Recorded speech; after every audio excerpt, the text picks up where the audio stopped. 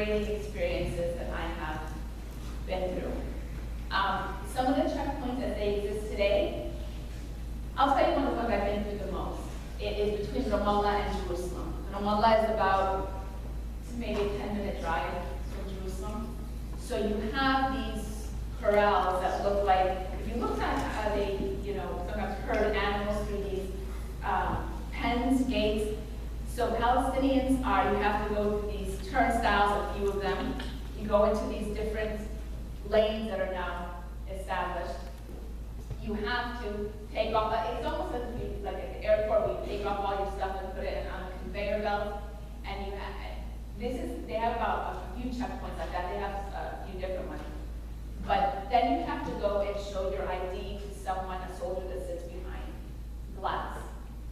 And one of the worst things is when, these young soldiers are yelling at people that are, it could be their grandparents, and yelling at them to get back, yelling at them that if they don't be orderly, that they're going to close the checkpoint and no one's going to pass. And you have people that are sick, people that want to go visit their family members, people that, a whole host of reasons. Jerusalem is like a fundamental part of our history where our families live, etc. And you have to get the permission of the Israeli military to be able to pass. A lot of times, I don't want to say a lot of times, but there have been times where people are detained. Sometimes you don't know why. Some people are strip searched, body searched. Some people are, one of the checkpoints where I had the most problems, so I think this checkpoint's changed now, I haven't been there for a while, is between Nablus, it's called the water checkpoint. Almost every time I've been there, long lines of people, soldiers are deciding to close it, whatever.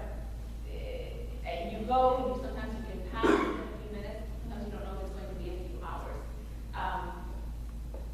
And some people have decided, sometimes you can't go through because you don't have the permit to go through, but you need to go through because you need to go to your university. So what? People will walk around the mountain. It'll take them a couple of hours, but you walk across the mountain, around the mountain, because you know that you can't go through this checkpoint. That would make your travel a lot easier, a lot quicker. I've been to checkpoints where there have been young men that have been handcuffed and blindfolded behind cinder blocks that have been sitting out in the heat for hours or in the rain. One of the things that we used to do, this was back in 2004, often we would see these kind of situations, call an Israeli human rights organization that would then contact the military, why this person being held, etc. Once I was at this one checkpoint and one guy was coming through kind of, not really even agitated, but in a hurry, he wanted to get through, and telling these soldiers that his father just died, and in Islamic tradition, they bury the person almost right away, so he wanted to get into Nablus, which is, you're coming basically from outside Nablus, so you're going into an all-Palestinian city. So there shouldn't be a soldier saying you can't get into the city, but son, no. And he was saying, I have to go ahead. And so the soldiers wanted to really play macho and pointed his gun at his head, as I was going to get him, basically threatening to kill him. And I was trying to calm the soldier down. He ended up taking the man, handcuffing him, putting him behind the cinder block like I told you. The man never made it to see his father. I was arrested, but I found out, his name and ID card later checked up on him, but I was arrested for interfering. And he never made it to see his father before he was buried. But it depends. But it's never, sometimes it's not always that hard. But you always feel almost like an animal with no rights. You have to go to these turnstiles, you have to stay in these crowded places, and you have to get the permission of the soldier who is yelling at you how to do things, or you're not allowed to go through. And sometimes you don't have the right paperwork to go through. Sometimes it's a certain Israeli holiday, and they're not letting you go through even if you have the right paperwork. We only have time for one more question. It's up to me. Or maybe you can go back and try to All find right, let's us. take because I have David and Nadir had their hands up. But just keep in mind, we don't have much time. I speak to my heart first.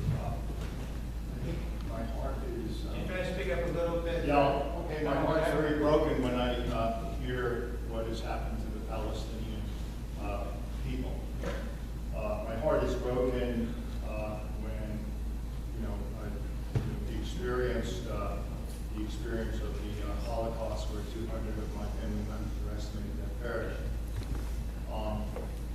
having said that, there are Akana Ashrawi wrote a beautiful piece in Haaretz on February 14th of this year, and she has in the past, supported the organization, and she gave, at least for some people, an eloquent argument for divestment. I'm not giving an opinion, my own opinion, one way or another, but I'd like to say this, that it would, I think, help in terms of a discussion of this, if people were familiar with what the United States State Department had for a report for 2013 in terms of Israel and the occupied territories, because there is a lot of human rights violations going on. It also identifies many human rights organizations in Israel who've been opposed to this and so forth. Same thing with Amnesty International in 2014. Rather balanced, rather evidence-based, and might be a foundation to argue in a critically thinking manner, which is what I think university is for and what political discourse is for. My final point would be to mention that the United States Middle East Project Incorporated, which is directed by Henry Sigmund, who many will know, founded or was the director of the American Jewish Congress for 16 years, part of the Council of Foreign Relations, also has on its board Hanan Ashrawi, and also the former head of Mossad. And he has come out in support of the divestment. So I'm not arguing one way or another, but I think that there's a lot of opinions to go around, and I think it would really help for people not to delegitimize and dehumanize other people's perspectives and to understand what the factual basis for it is. So that would be my comment. Okay, and Nadia? So, Only about 3 minutes. last week, the speaker went on a rant about how ineffective the boycott, divestment, and sanctions campaign is. I don't know why he allotted so much time to it if it's not that important. Right now, here at San Diego State, we are in the middle of a divestment campaign. So I wanted to hear your thoughts on the boycott, divestment, and sanctions campaign, and to maybe give some indicators on how effective it is. And two, I know you're a Palestinian Christian, so I wanted to see what your perspective is on the law that the Knesset, the Israeli parliament, just passed that basically gives Palestinian Christians just a tiny little bit more status than Palestinian Muslims. And yeah, thank you. Yeah, so go ahead, answer, Really about quickly. 3 more minutes. Yeah, thank you for your comment, and that's, if you wanted to also look up that report by Amnesty International, I think the report that came out, it's called Trigger Happy, and it's a case for, at least in the United States, but also other countries, to not sell arms or other weapons to Israel. We could do well by listening to that, but that's far off. These kinds of reports are important advocacy tools for us. In terms of the boycott, divestment, and sanctions movement, I think you said it in terms of spending so much time on it when they don't think it's that effective. Why it's effective is that I think Israel's, one of its strategies has been all along playing the victim. And when you start to break that down, when you start to engage in things like divestment because of human rights abuses, when you start isolating Israel in this way, in that we are not going to engage with you as long as you are engaged in these kinds of policies that are against international norms, against things that we stand for. We stood against racism and for the civil rights movement, against apartheid, and we are also going to stand against occupation and apartheid in the 21st century. Israel does not like that comparison because their whole basis for legitimizing what they do is saying that they are victims of terror and they are the modern, the only democracy in the Middle East. They have the most moral army in the world, and that's how they try to sell what they're doing, in that it's not comparable to the human rights violations that go on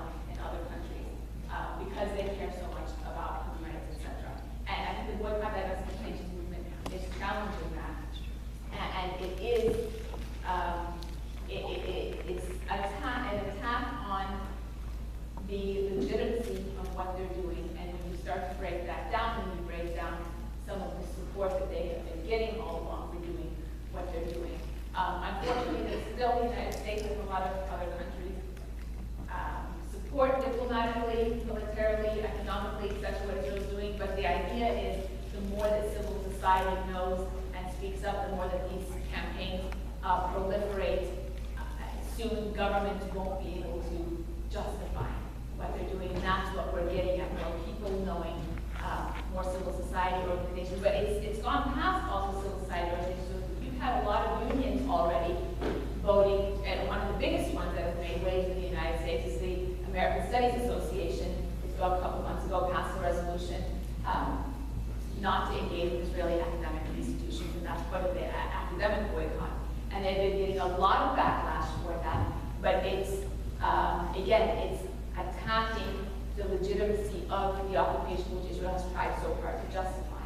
But we've had a lot of other unions, we've had even banks, big businesses, and even governments slightly starting to engage. And that's very important. You know, the anti-apartheid divestment movement took decades before it took off. Here we've been working on the boycott, divestment, and sanctions in 2004, 2005, and we've seen a lot of progress. And so we are continuing that way. In terms of my overall perspective on it, I think it's something that you can participate in from your community. Like I said, you don't have to travel to Israel, Palestine. Just be conscientious about what you buy and who you engage in, and educating others around you.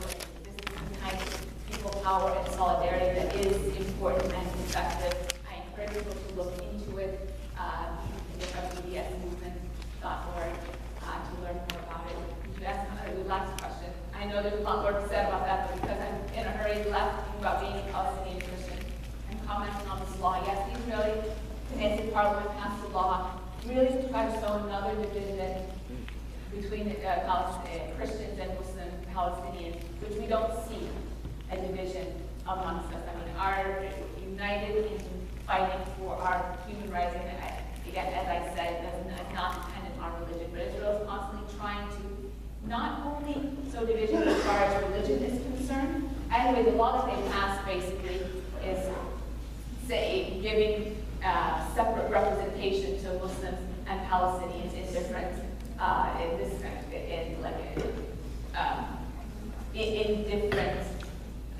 I think the first one was the employment. What was it? The employment.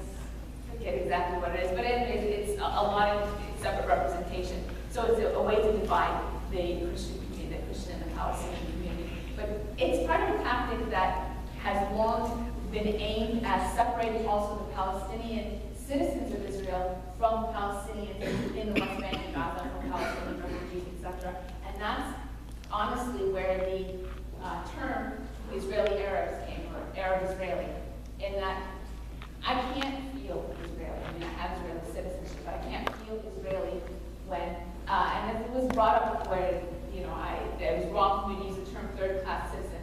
How can it be wrong for me to use the term third-class citizens when, yeah, I can vote, but it doesn't matter that I can vote because it doesn't really change anything because of the majority or the way that the Knesset is organized and the laws are passed.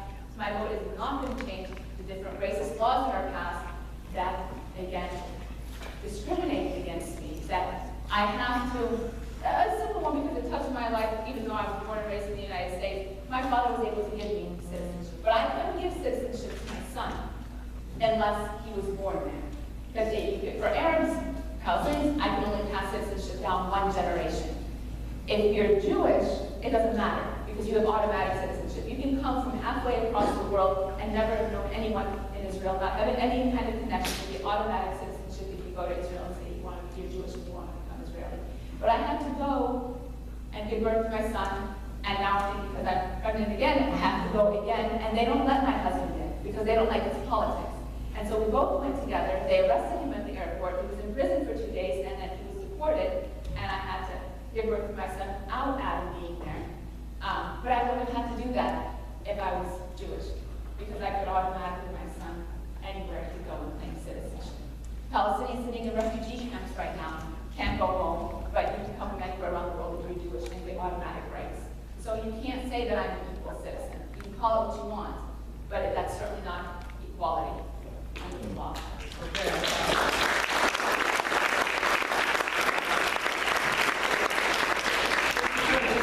Students, but before my students go, I have a homework assignment. No more than saying, write your impression for our last two speakers, Joseph Owen and whatever question comes to mind, what struck you in